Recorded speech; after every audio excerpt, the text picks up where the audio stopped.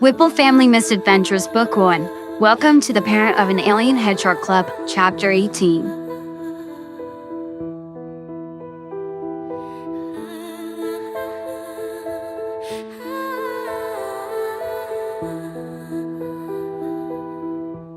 So far things were going well, at least well enough.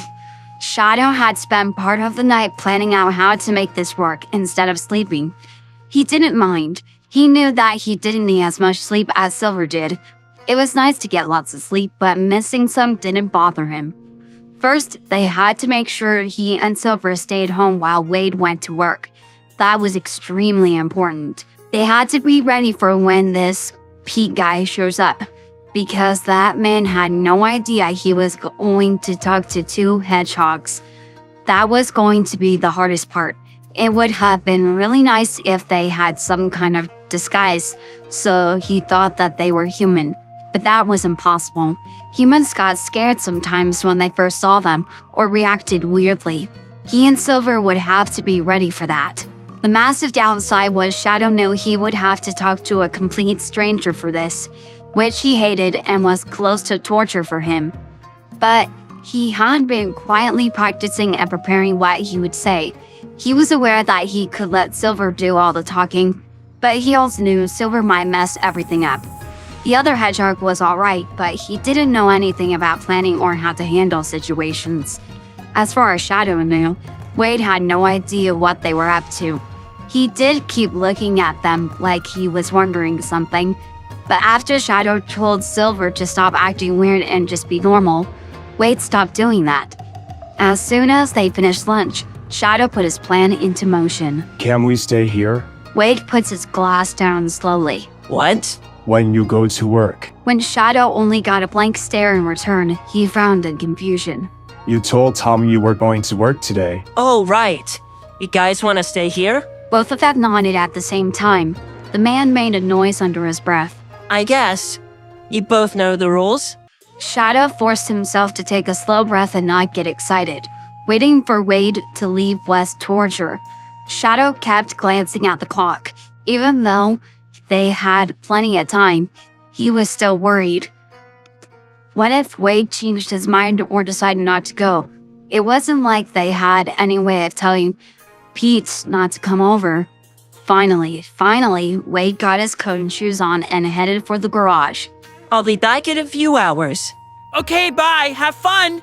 Silver all but yelled before Shadow slammed his elbow into the gray hedgehog's side. Wade shot them a frown but closed the garage door behind him. A few moments later, they both heard his car start up. Ow. I told you to stop doing that. Okay, he's gone. We have to get ready.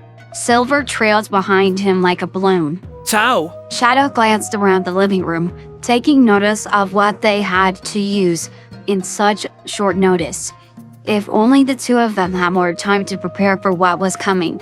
But it would have to work. Like this. I've got a plan.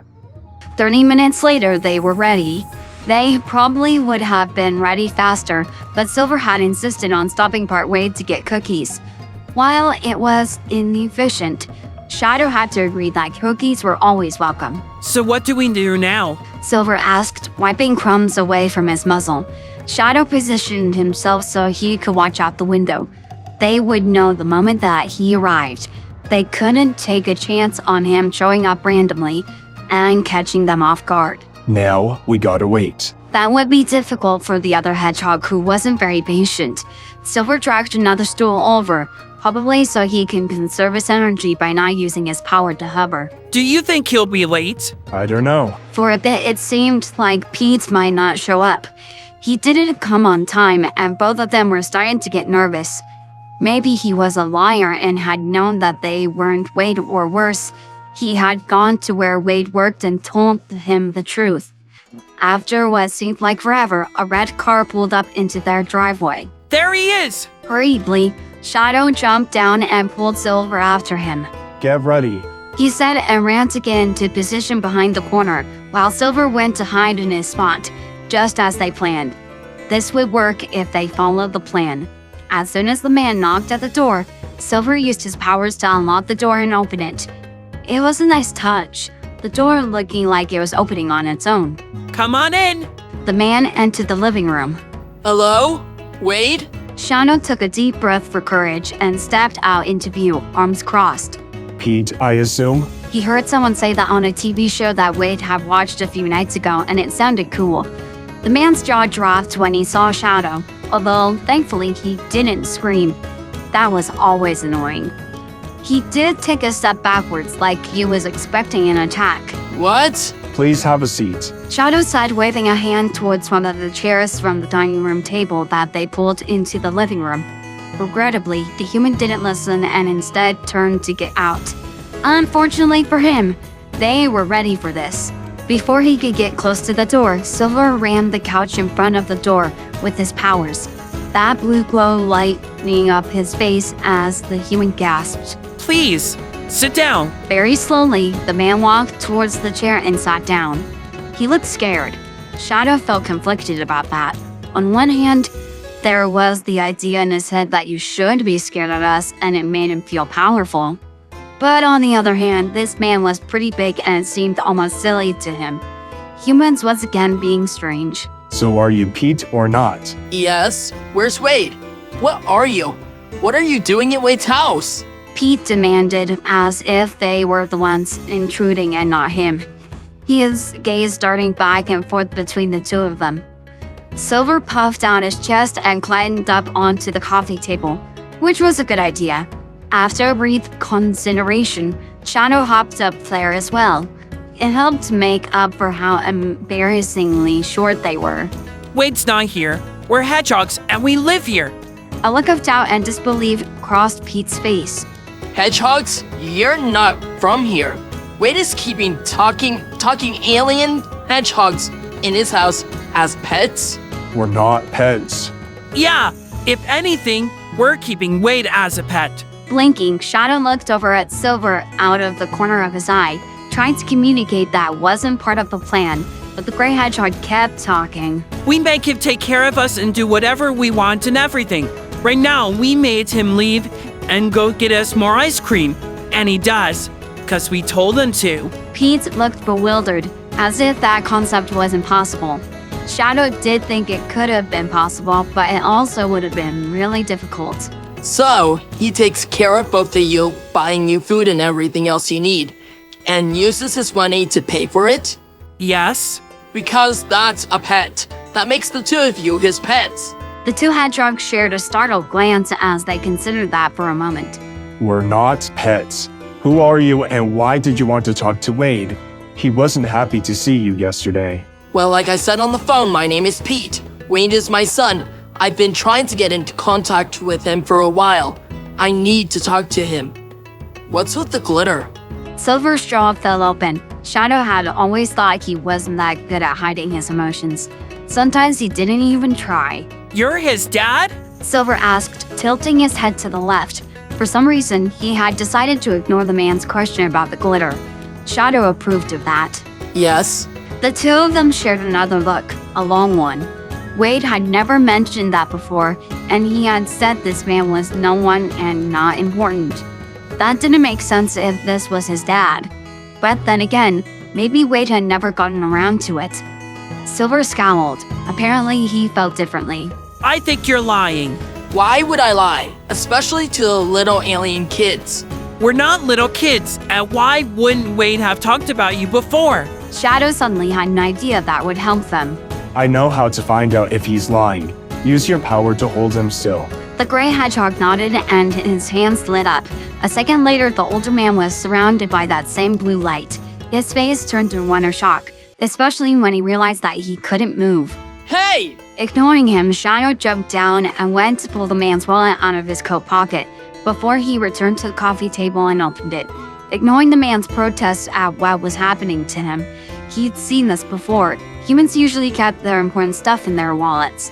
Maybe this would give them an answer. Wow, you have a lot of money. Silver sat flicking over Shadow's arm. Leave that money alone! The two hedgehogs continued to ignore him.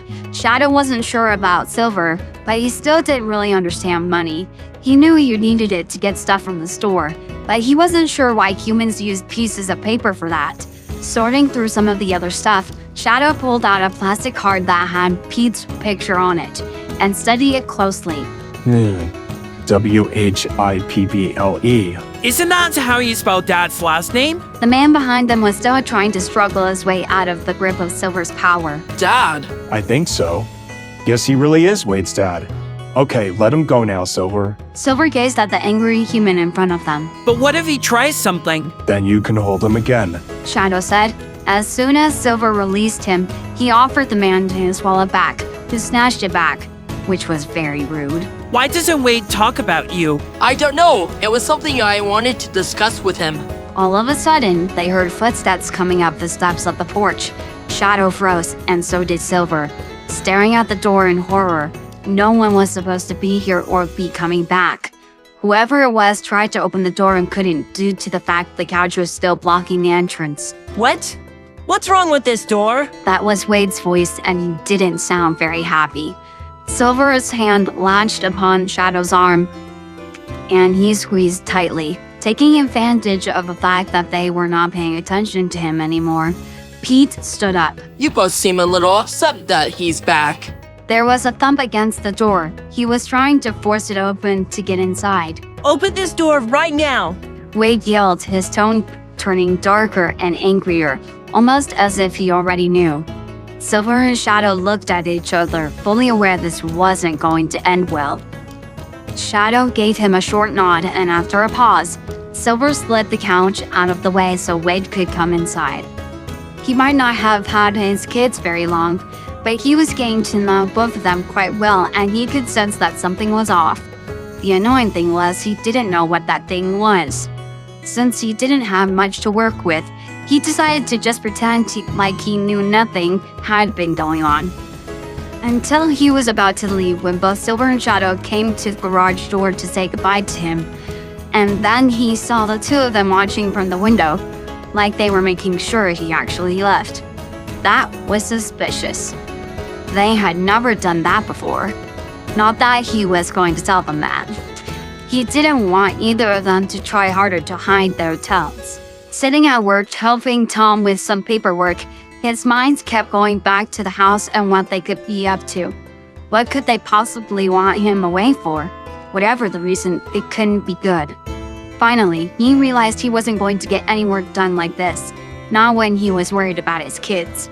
He stood up, walking towards the door of Tom's office. I'm not done, but I need to run back home really fast. I'll be back in a minute. Tom nodded, still looking at his computer. As soon as Wade got back in his car, he set his jaw, desperately hoping Shadow and Silver were not up to any trouble. He did not need this today. There was an unfamiliar red car in his driveway, not just parked in front of his house, but in his driveway. But the door was still shut and the blinds were drawn. Wade stared at it with disbelief, wondering who on earth could park there. Unless the two of them invited someone else over while he was gone. But they knew not to do that, especially with a stranger. Wade took another hard look at the car, and suddenly he had a horrible feeling that he knew whose car that was. He parked in front of the neighbor's house and walked up the front steps and tried the door. Even though it was unlocked, and he had definitely locked it after he left, it wouldn't open. Something was blocking it. When the door was finally unblocked, Wade all but threw it open. What is going on here? To his complete and utter surprise, Pete, of all people, his estranged father, was sitting in his living room, while Shadow and Silver were standing on the coffee table, looking like the three of them were having a nice little conversation. Both kids looked utterly shocked to see him, but Pete didn't. For a few seconds, all four just stared at each other. Not sure what to address first, Wade turned to Pete first, designed to deal with him. What are you doing in my house? The man crossed his arms. You called me and invited me over here? I didn't invite you over. I told you to leave when you were here yesterday. I got a call from you last night saying to come over here today to talk, so I did. I didn't. Everything suddenly clicked as Wade slowly turned the full force of his scowl down at the two hedgehogs, who were staring at the ground and not making a sound. You two, get your shoes on right now. he ordered, and both of them hurried off without an argument. Behind him, Pete was gazing down at his hallway after them in disbelief. Those are actual aliens. Wade scoffed, almost in disbelief that either of his kids would say something like that, or that this idiot would believe that. Does it look like they're holding me hostage? I'm fine. Now go. This isn't something you should. Maybe it was the stress of the day, but something inside Wade snapped. I am not interested in discussing this with you. Now get out of my house. He all but snarled at Pete, his anger surprising both of them. Something about his tone of voice must have convinced the older man how serious he was, because Pete turned and walked out of the front door without another word. Half following him, Wade went to the front door and watched as he got into his car, the older man throwing glances back like he expected to be called back before he finally drove off. For a long moment, Wade just stared out the window in disbelief, like an actor who had been dropped into a scene without his script. This wasn't supposed to be happening, and yet it had. He had been too late to stop anything now. It was all emotion whether they liked it or not. He heard a soft noise behind him and turned to see both Shadow and Silver in the hallway, watching him with wide eyes. Yanking the door open, he pointed outside. Get in the car. As soon as they were outside, Wade shut the door behind them, unlocking the car, made sure both boys were properly buckled into their car seats, and then got in himself. For several seconds, he just stared at his empty driveway and wondered what all they had told Pete if he was running off to call the FBI at the moment. You both are not supposed to open the door to anyone when I'm not here. We talked about this several times. It was then Wade realized he couldn't do this at the moment. He was too angry to even attempt to handle the situation. He didn't want to be the kind of parent who yelled at his kids, even when they did really stupid stuff. Long-buried anger was simmering under the surface, and there were too many factors in this that he needed to shift through.